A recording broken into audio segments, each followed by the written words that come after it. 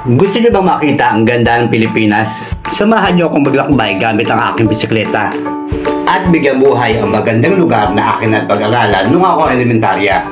Ang nooy laman lamang ng pahina ng aking mga libro, ngayon ay bibigyan ko ng kulay. Tara, ikutin natin ang hilaw na ganda ng Pilipinas.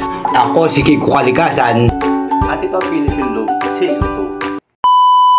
Nagsimula ako bumadyak sa bayan ng Ginobatan, probinsya ng Albay, kung saan ako nagpalipas ng magdamag. Kasabay ng pagsikat ng araw, unting-unti na nagpapakita ang Bulkan Mayon. Good morning guys, nandito ako ngayon sa may Ginobatan, Albay. At nasa may likuran ko ngayon ay ang perpektong hugis ng Bulkan Mayon. Ayun o. At pagbalik ko sa kalsada, dadaanan ko ang huling barangay ng Ginobatan, ang Traversia. Kung saan makita nyo ang kanilang napakalaking dam na rumaragasa ang malakas na tubig na nanggagaling sa bundok. Malapad ang kalsada papunta sa Cagsawa Ruins at may mga banayad na ahon.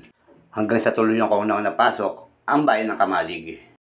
At sa bakilang ulit ko na pagbibikol, ito ang pinamagandang anggulo na nakita ko ang Bulkan Mayon. Sobrang ganda talaga ni Mayon ng araw na yan kasi hindi siya natatakpan ng ulap. At yung dating bote ng toyo na nakatayo dyan wala na ngayon, pinalitan ng Hinebra.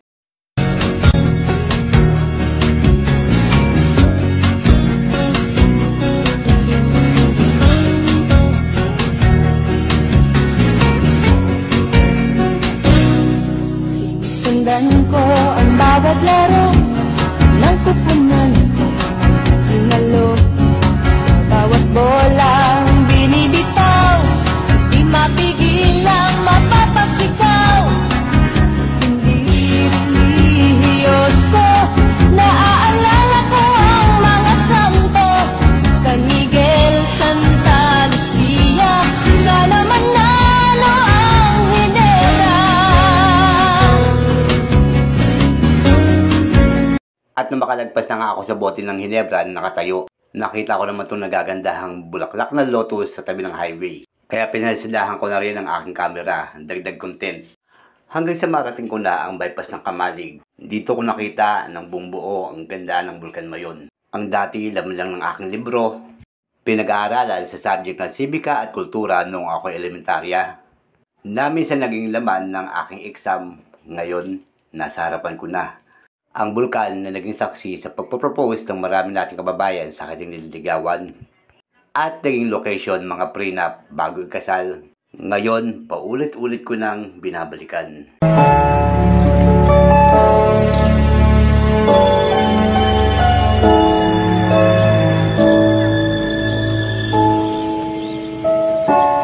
I never dream, 'cause I always thought that dreaming was for kids, just a childish thing. And I could swear love is just a game that children play, and no more than a game. Till I met you, I never knew what love was. Till I met you,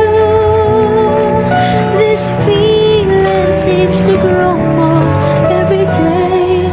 I love you more each day.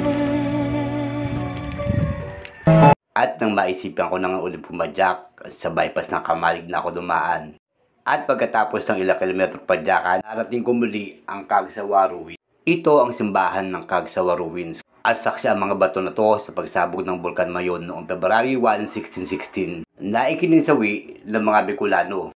At karamihan ay mga magsasaka. At maging pare na nagpatayo ng simbahan ng Cagsawa ay hindi pinatawad na rumaragas ang itim na laba. Sa ngayon, biltawin lang ng simbahan ang nananatiling nakatayo. Kaya ito kinilala ng UNESCO na pinaka-importanteng heritage site ng ating bansa. Pinakamahalagang landmark sa probinsya ng Kabikulan. At bago ako magtapos, baka naman pwede ka mag-subscribe sa aking YouTube channel, i-like at i-follow mo na rin. At huwag nyo kalimutan na i-bash ako at mag-comment ng mga panlalait. Yan, good afternoon guys, nandito ako ngayon sa Midaraga, Albay. And kasalukuyan ko puputuloy ng aking Philippine Loop dahil eleksyon na sa Lunes, kailangan bumoto. Yung barangay election kasi hindi ako nakaboto.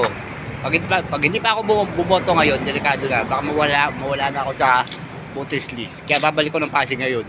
Babay ko na naman mula rito hanggang Pasig. Kawawa naman siya ako. At yan ang kwento sa likod ng pang 36 days ko sa kalsada. Maraming salamat sa panood and God bless.